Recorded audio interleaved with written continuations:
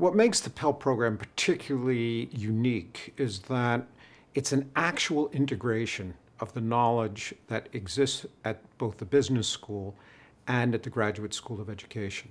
Historically, programs that involve business schools and schools of education were actually delivered where the business school would deliver their knowledge and the graduate schools of education would deliver their knowledge. So there was a parallel track and no integration.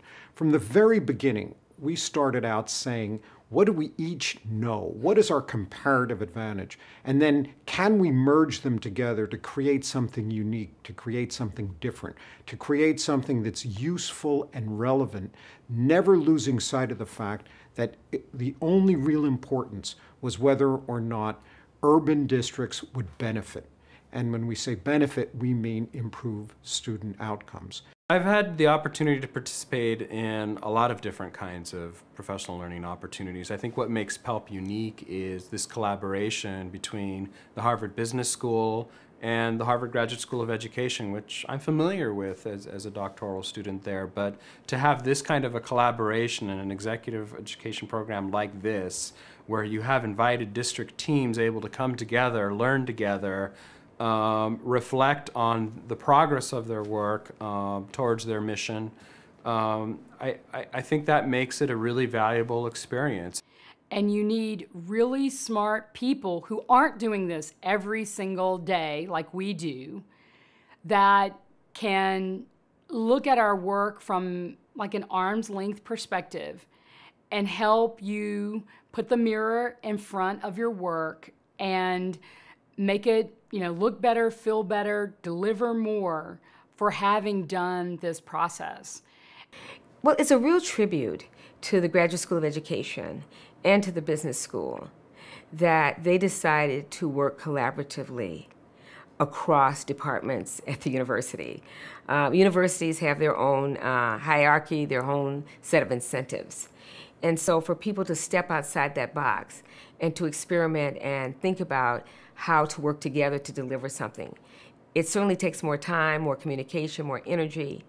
But I think it was a brave step, courageous step, for them to embark on this experiment, to learn and to help us learn together. Well, I think it's extraordinarily unusual for the Graduate School of Education and the Harvard Business School to get together.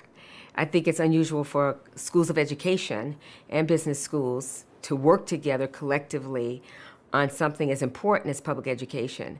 I think they understand that it's really important to the collective future for all of us, which is, I think, why Harvard has embarked on this unusual experiment, particularly focused on urban public education.